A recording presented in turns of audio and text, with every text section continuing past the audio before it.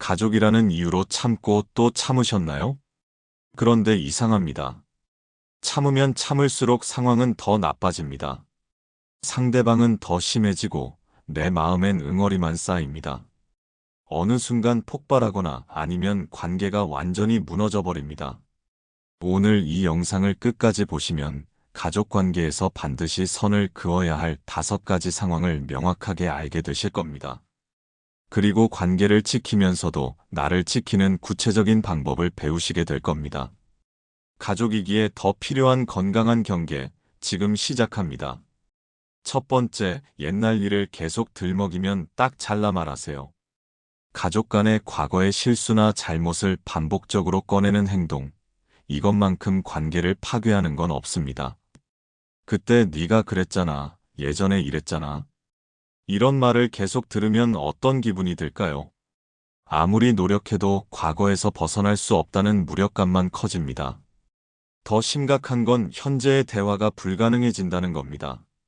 무슨 말을 해도 과거로 돌아가고 무엇을 해도 과거의 잣대로 평가받게 되니까요. 이건 단순히 불편한 게 아니라 한 사람의 존엄성을 무너뜨리는 행위입니다. 72세 이순자 씨는 남편 박철수 씨와 50년을 함께 살았습니다. 그런데 5년 전 큰아들 결혼식 때 있었던 일을 남편이 지금도 계속 들먹입니다. 당시 이순자 씨가 사돈 앞에서 실수로 남편을 무안하게 만들었습니다. 그날 이후 5년간 남편은 그 일을 무기처럼 꺼내들었습니다. 어느 날 부부가 둘째 아들 이야기를 하고 있었습니다. 이순자 씨가 말했습니다. 둘째 결혼 준비할 때는 우리 신중하게 하자. 그러자 남편이 냉소적으로 말했습니다. 신중하게?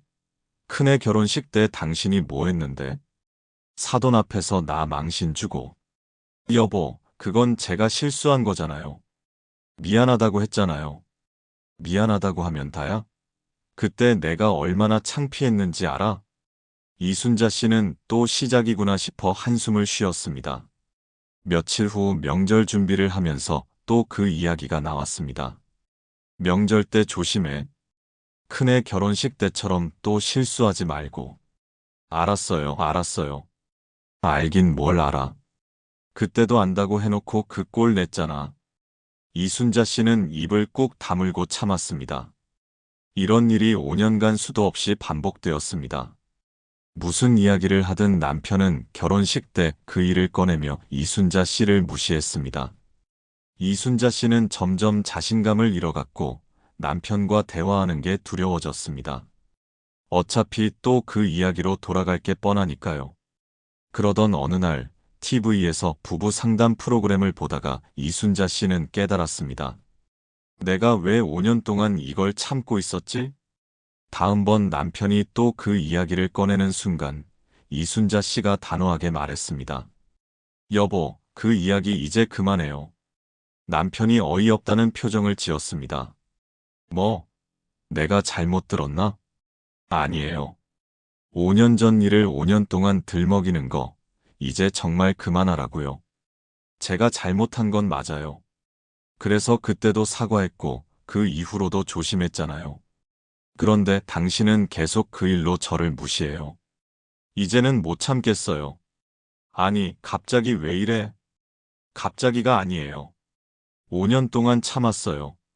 무슨 이야기를 해도 결혼식 때 그 일로 돌아가니까 저는 당신 앞에서 숨도 제대로 못 쉬겠어요.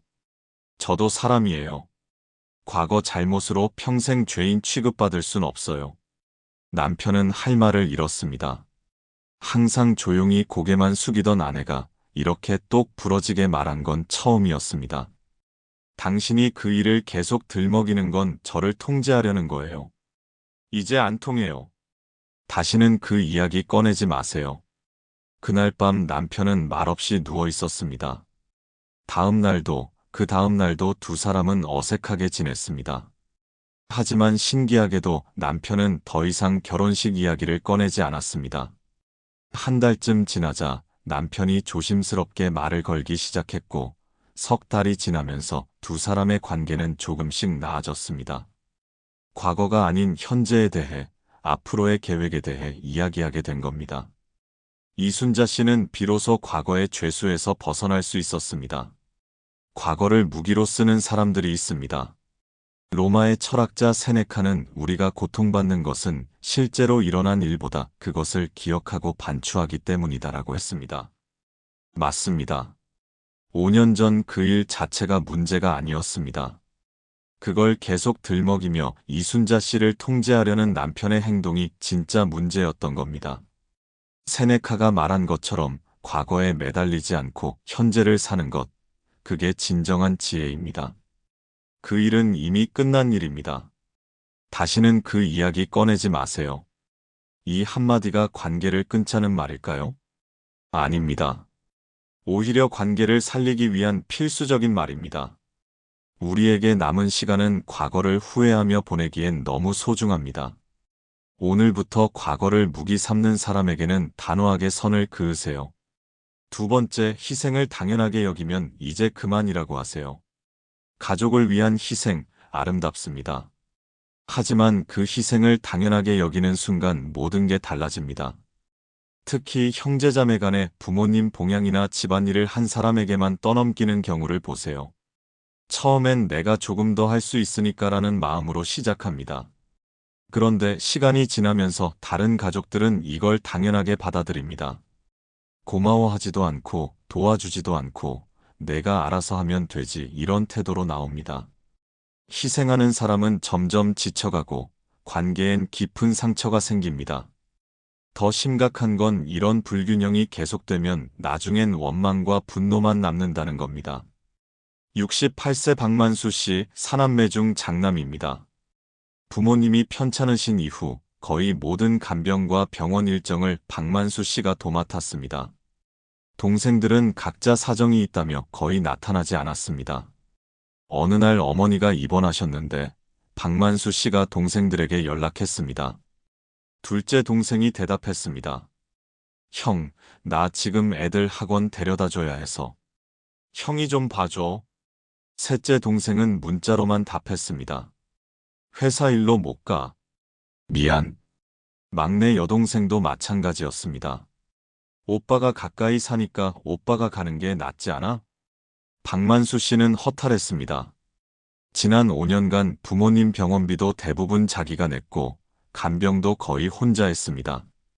처음엔 내가 장남이니까라는 생각으로 했지만 이제는 너무 지쳐버렸습니다.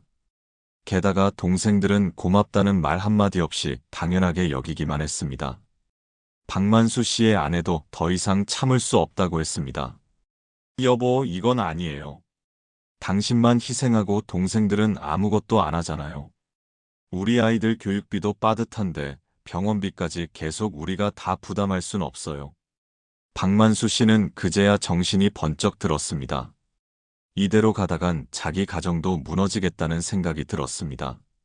박만수 씨는 동생들을 모두 불러 모았습니다. 얘들아, 오늘 중요한 이야기가 있어서 불렀다. 앞으로는 부모님 일을 우리 넷이서 똑같이 나눠서 하자. 병원비도 4명이서 똑같이 내고 간병도 한 달씩 돌아가면서 하는 거야. 동생들이 당황하며 말했습니다. 형, 갑자기 왜 그래? 지금까지 잘해왔잖아. 박만수 씨가 단호하게 대답했습니다. 잘해온 게 아니야. 나만 한 거지. 나도 힘들어. 부모님은 나만의 부모가 아니라 우리 넷의 부모야. 책임도 넷이서 똑같이 져야 해. 하지만 형이 장남이잖아. 장남이라고 모든 걸 다 떠맡으란 법은 없어. 나도 내 가족이 있고 내 사정이 있어. 앞으론 이렇게 한다. 안 되면 각자 돈이라도 똑같이 내야 해.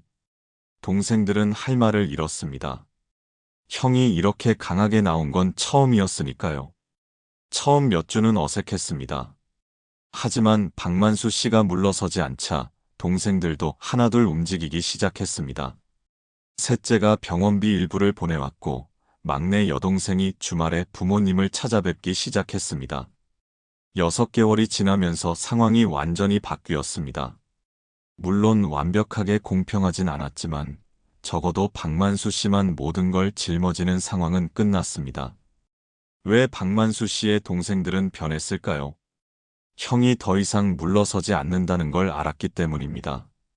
고대 그리스의 철학자 아리스토텔레스는 진정한 우정과 관계는 호혜성에 기반한다고 했습니다. 호혜성, 쉽게 말하면 서로 주고받는 균형입니다. 한쪽만 주고 한쪽만 받는 관계는 언젠가 무너집니다. 박만수 씨의 가족이 그랬습니다. 여러분도 생각해 보세요. 내가 계속 참고 희생하면 상대방이 고마워할까요? 아닙니다. 인간은 편한 쪽으로 가려는 본성이 있습니다. 그래서 내가 먼저 한계를 정해야 합니다. 이제부터는 공평하게 나눠서 합시다. 이게 가족애가 없는 말일까요? 천만에요. 오히려 가족 관계를 오래 유지하기 위한 현명한 말입니다. 나이 들면 체력도 시간도 한정됩니다. 지금이라도 늦지 않았습니다. 희생을 당연하게 여기는 가족들에게 함께 책임지자고 말하세요. 세 번째, 형제자매끼리 비교하면 바로 제지하세요. 사람을 다른 사람과 비교하는 것, 이것만큼 자존감을 무너뜨리는 건 없습니다. 왜 넌 형님처럼 못하니? 언니는 이렇게 하는데 너는 왜 그래? 이런 말을 들으면 어떤 기분이 드나요? 내가 아무리 노력해도 인정받지 못한다는 무력감이 몰려옵니다. 더 심각한 건 이런 비교가 반복되면 자신의 가치를 스스로 부정하게 된다는 겁니다. 나는 역시 부족한 사람이야. 이렇게 믿게 되는 거죠. 가족 간의 비교는 단순히 기분 나쁜 게 아닙니다. 한 사람의 존재 가치를 부정하는 행위입니다. 65세 김영애 씨, 결혼한 지 40년이 넘었습니다. 시어머니 조금순 씨는 평생 김영애 씨를 동서들과 비교해 왔습니다. 어느 명절날 가족들이 모여 식사하는 자리에서였습니다. 시어머니가 큰며느리를 칭찬하기 시작했습니다. 큰며느리는 참 알뜰해. 반찬도 직접 다 만들어 오고. 그러더니 김영애 씨를 쳐다보며 말했습니다. 영희는 맨날 사온 것만 가져오네. 정성이 없어. 김영애 씨는 움찔했습니다. 자신은 일하느라 시간이 없어서 좋은 반찬을 사온 건데 그게 정성이 없다니요. 그래도 꾹 참고 대답했습니다. 어머니, 제가 요즘 일이 바빠서요. 대신 어머니 좋아하실 만한 걸로 골랐어요. 시어머니는 코웃음을 쳤습니다. 일이 바쁘면 며느리가 할 일을 안 해도 돼? 큰며느리는 일하면서도 다 하던데. 김영애 씨는 입을 꾹 다물었습니다. 뭘 말해도 소용없다는 걸 알았으니까요. 이런 일이 40년 동안 반복되었습니다. 김영애 씨는 점점 명절이 두려워졌고 시댁 방문이 고역이 되었습니다. 아무리 노력해도 인정받지 못하니 무력감만 커져갔습니다. 그러던 어느 날 또다시 명절 자리에서 시어머니가 말했습니다. 막내 며느리는 애들도 공부 잘 시키고 참 잘하는데 영희 너네들이 왜 그 모양이냐? 그 순간 김영애 씨 안에서 뭔가가 끊어졌습니다. 40년 동안 참아온 게 한순간에 무너져 내렸습니다. 김영애 씨가 차분하지만 단호하게 말했습니다. 어머니, 저는 제 나름대로 최선을 다하고 있어요. 다른 며느리들과 저는 다른 사람이에요. 비교하지 말아주세요. 식구들이 모두 놀란 표정으로 김영희 씨를 쳐다봤습니다. 시어머니가 눈을 크게 뜨며 말했습니다. 뭐, 지금 나한테 대드는 거야? 대드는 게 아니에요. 부탁드리는 거예요. 40년 동안 저를 다른 며느리들과 비교하셨잖아요. 그게 얼마나 힘든지 아세요? 저도 사람이에요. 제 방식대로 최선을 다하고 있어요. 남편이 옆에서 김영희 씨를 말리려 했지만 김영희 씨는 물러서지 않았습니다. 여보, 나는 40년 동안 참았어요. 이제는 더 이상 못 참겠어요. 그날 이후 시어머니는 김영희 씨를 피했습니다.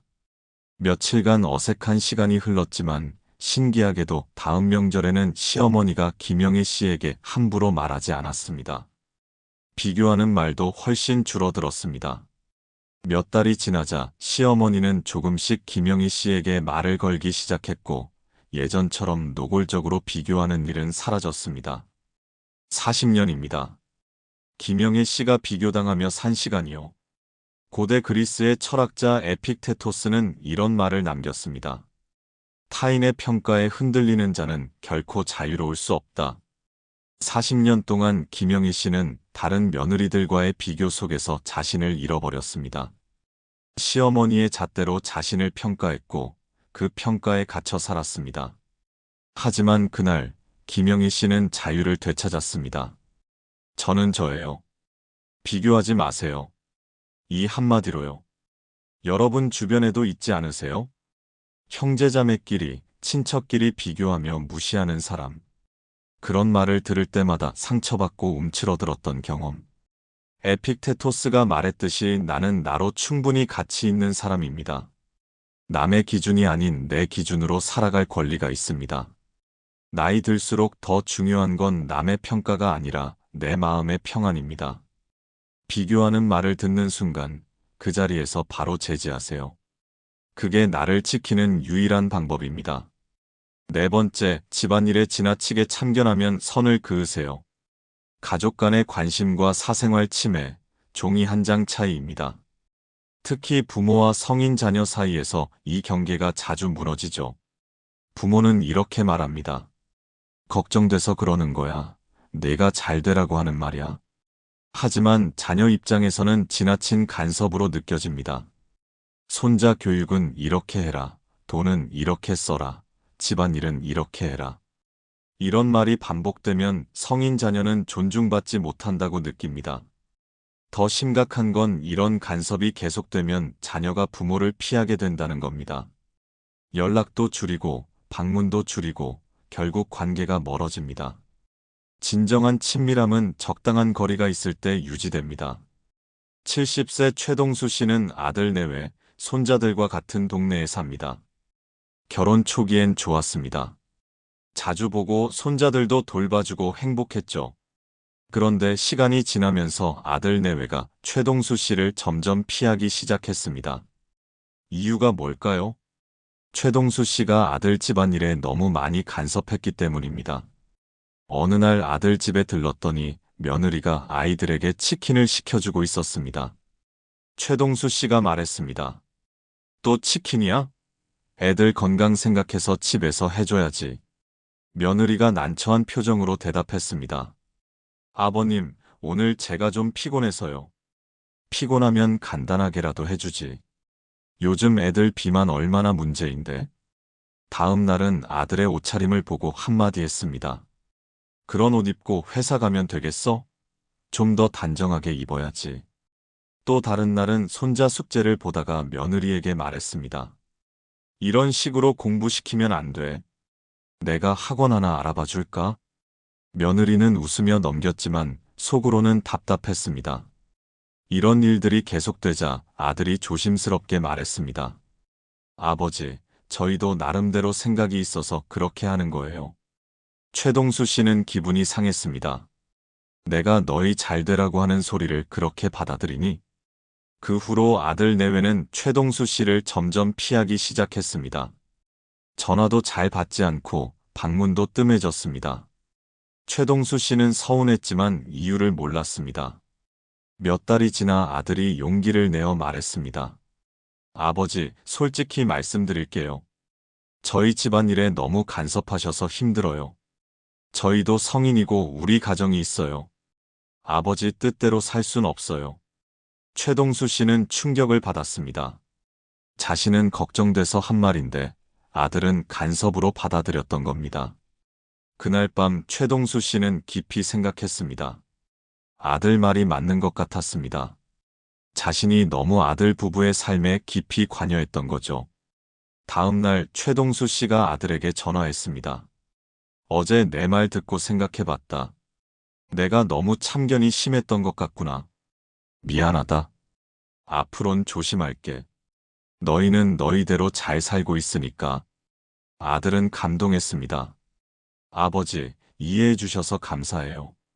저희도 아버지 뵙고 싶어요. 앞으론 편하게 만나요. 그 후로 최동수 씨는 의식적으로 참견을 줄였습니다. 물론 쉽지 않았습니다. 걱정되는 마음은 여전했으니까요. 하지만 꼭 참고 아들 부부를 믿기로 했습니다. 신기하게도 거리를 두자 관계가 더 좋아졌습니다. 아들 내외가 먼저 연락하고 주말에 함께 식사하는 횟수도 늘어났습니다. 손자들도 할아버지를 더 좋아하게 되었습니다. 최동수 씨가 깨달은 건 간단했습니다. 거리를 두니까 오히려 더 가까워진다는 것. 레바논의 철학자 칼릴 지브란 들어보셨나요? 그는 함께 있되 거리를 두라. 사랑하되 구속하지 말라고 했습니다. 참 아름다운 말 아닙니까? 가족이니까 모든 걸 알아야 한다? 아닙니다. 가족이니까 오히려 서로의 경계를 존중해야 합니다. 최동수 씨는 아들 부부가 잘못될까봐 걱정했습니다. 그런데 그 걱정이 간섭이 되고 간섭이 관계를 멀어지게 만들었습니다. 성인 자녀들은 자기 삶의 주인입니다. 그들을 믿어주세요. 너희가 알아서 잘하고 있으니 난 믿는다.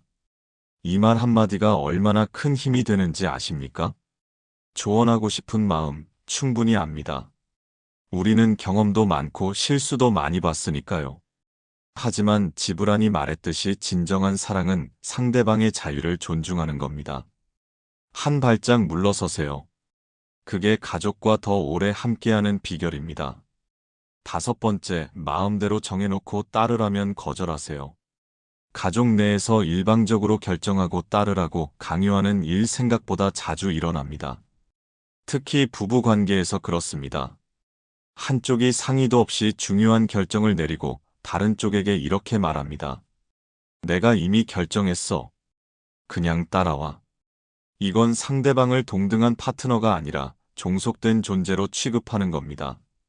처음엔 뭐 큰일도 아닌데 하며 넘어갑니다. 하지만 이런 일이 쌓이면 자존감이 무너지고 관계에 균열이 생깁니다. 더 심각한 건 일방적 결정이 습관이 되면 어떻게 될까요? 결정하는 쪽은 더욱 독단적이 되고 따르는 쪽은 점점 무기력해집니다. 가족이라고 해서 한 사람의 의사를 무시할 권리는 없습니다. 67세 정미숙 씨는 남편 강철호 씨와 45년을 함께 살았습니다.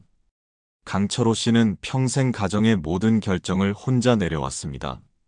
집을 살 때도, 자녀 교육 방침을 정할 때도, 은퇴 후 계획을 세울 때도 항상 강철호 씨가 먼저 결정하고 정미숙 씨에게 통보했습니다. 젊었을 때는 정미숙 씨도 남편이 가장이니까 하며 따랐습니다.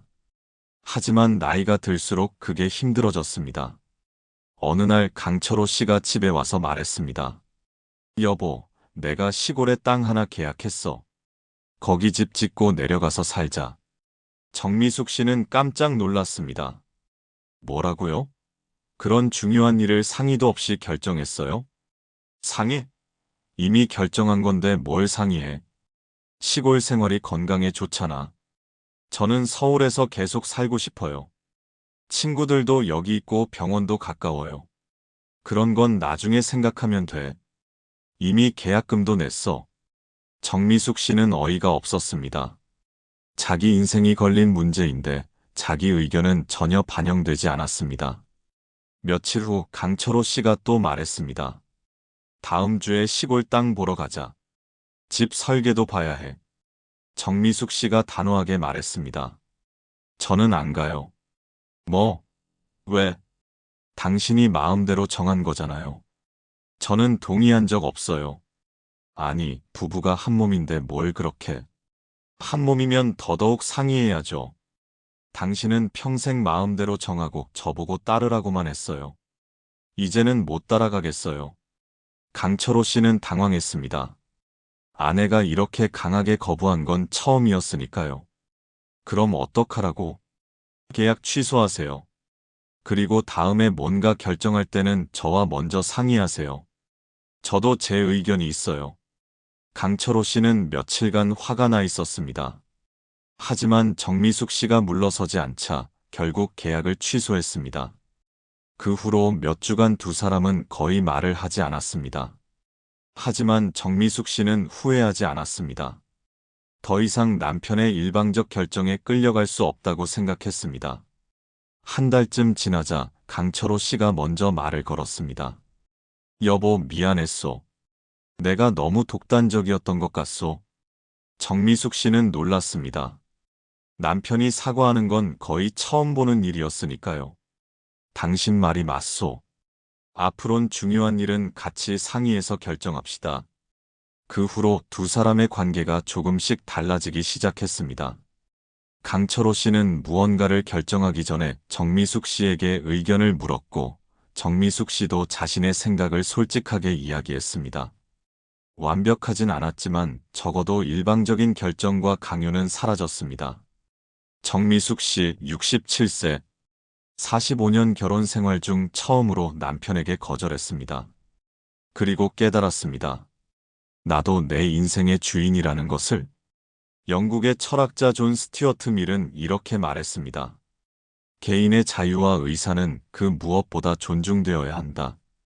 부부라고 해서, 가족이라고 해서 한 사람이 모든 걸 결정할 권리는 없습니다. 밀이 강조한 것처럼 진정한 관계는 서로의 의견을 존중하고 함께 결정하는 데서 나옵니다. 나이 들었다고 결정권을 포기해야 할까요? 절대 아닙니다. 오히려 인생 경험이 풍부한 만큼 더 당당하게 의견을 밝혀야 합니다. 이건 제 인생에도 중요한 문제예요. 저와 상의하세요. 이게 고집일까요? 아닙니다. 나를 존중하는 당연한 권리입니다. 일방적으로 정해놓고 따르라고 하면 거절하세요. 우리에게 남은 시간은 남의 결정에 끌려다니기엔 너무 소중합니다. 저도 제 의견이 있어요. 함께 상의해서 결정합시다. 이 말이 관계를 지키는 시작입니다. 오늘 우리는 가족 관계에서 반드시 선을 그어야 할 5가지 상황에 대해 이야기했습니다. 첫 번째, 옛날 일을 계속 들먹이면 딱 잘라 말하세요. 과거에 갇혀 사는 게 아니라 현재를 함께 살아가는 것이 건강한 관계입니다. 두 번째, 희생을 당연하게 여기면 이제 그만이라고 하세요. 한 사람의 희생으로 유지되는 관계는 결국 무너질 수밖에 없습니다. 세 번째, 형제자매끼리 비교하면 바로 제지하세요. 나는 나로서 충분히 가치 있는 사람입니다. 네 번째, 집안일에 지나치게 참견하면 선을 그으세요. 진정한 사랑은 적당한 거리에서 서로를 존중하는 겁니다. 다섯 번째, 마음대로 정해놓고 따르라면 거절하세요. 나이가 들어도 내 인생의 결정권은 나에게 있습니다. 가족이기 때문에 무조건 참아야 한다는 생각은 잘못되었습니다. 오히려 가족이기 때문에 더 건강한 경계가 필요합니다. 선을 긋는다는 건 관계를 끊자는 게 아닙니다. 관계를 오래, 건강하게 유지하기 위한 필수적인 과정입니다. 처음에는 어색하고 어려울 수 있습니다. 평생 참아온 걸 이제 와서 바꾸려니 용기가 필요하시죠. 하지만 한번 시작하면 분명히 변화를 경험하실 겁니다. 상대방도 달라지고, 관계도 달라지고, 무엇보다 내 마음이 달라집니다. 더 이상 억울하지 않고, 더 이상 무기력하지 않고, 당당하게 내 삶을 살아갈 수 있게 됩니다. 오늘 이야기가 도움이 되셨다면 좋아요를 눌러주시고, 앞으로도 이런 유익한 내용을 받아보고 싶으시다면 구독도 부탁드립니다. 그리고 댓글로 여러분의 경험도 나눠주세요. 가족 관계에서 선을 그었던 경험이 있으신가요? 어떤 상황에서 가장 힘드셨나요? 혹시 오늘 이야기를 듣고 실천해 보실 계획이 있으신가요? 여러분의 지혜로운 경험담이 같은 고민을 하는 다른 분들에게도 큰 힘이 될 겁니다. 여러분의 남은 인생이 더욱 평안하고 행복하기를 진심으로 바랍니다. 지금까지 함께 해주셔서 감사합니다.